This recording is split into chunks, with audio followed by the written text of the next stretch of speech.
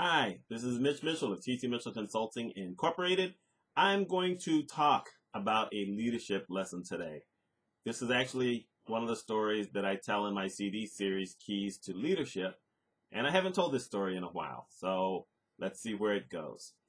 Back in the 80s, I had a friend of mine, I'm not going to name him, who decided he wanted to start his own business, and so he started a delivery business. And one of the things he did was he went around to a lot of the local florists to find out if they had a delivery person, and then he made the offer to do it. He had written up prices and he had contracts. And by the time he was ready to go, he had 9 or 10 florists that he was going to be doing deliveries for. And he had purchased a van and it was relatively easy for him to do. And he was making really good money. There were a lot of people who had thought that he wouldn't be able to do it, but he was able to do it. My wife was proud of him. I was proud of him. His parents were proud of him. Then we got close to Valentine's Day. And everybody knows what Valentine's Day is like. That's a day where people are ordering flowers and candy like crazy and shipping them everywhere.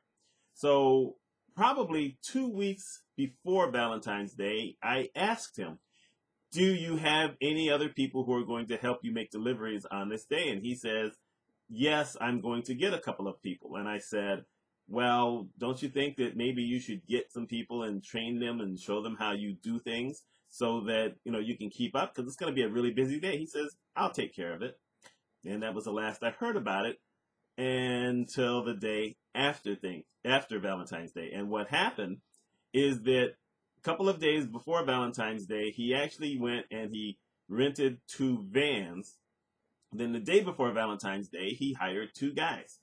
And they both said they knew how to drive a van and that they would make deliveries for him.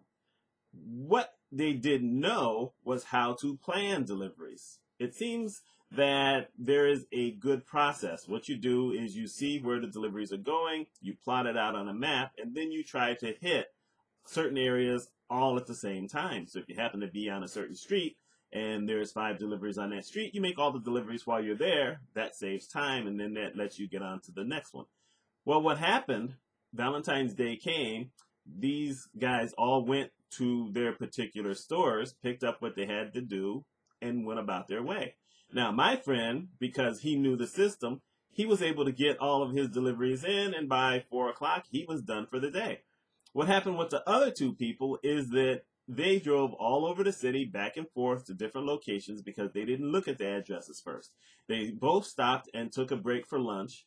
And at 6 o'clock, they basically shut down and went home. They didn't contact my friend. They didn't set up a place where they were all going to meet to find out how things were going. And this is way before the days of cell phones. So there was no way for anyone to stay in touch with each other during the day. So my friend is sitting at home around 7:15 when the first phone call comes from one of the florists who's complaining that their customers are calling them saying their flowers haven't been delivered.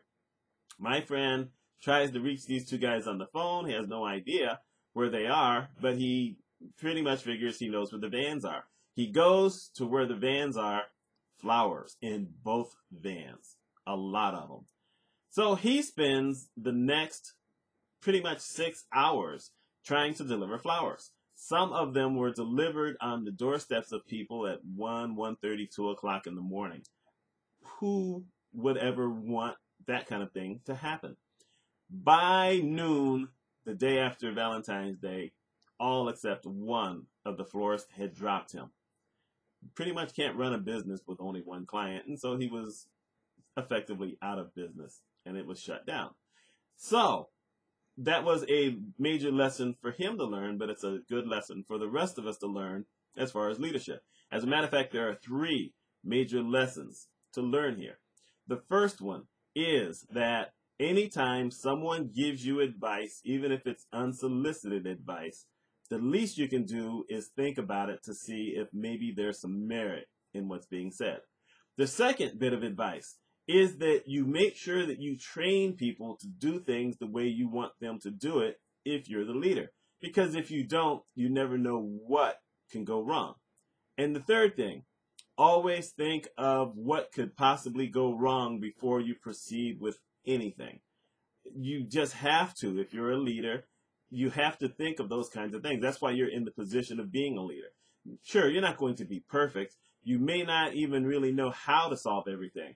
But if you can think of things that could go wrong, maybe you can talk to somebody and say, hey, I'm thinking about this. This could happen. What can I do?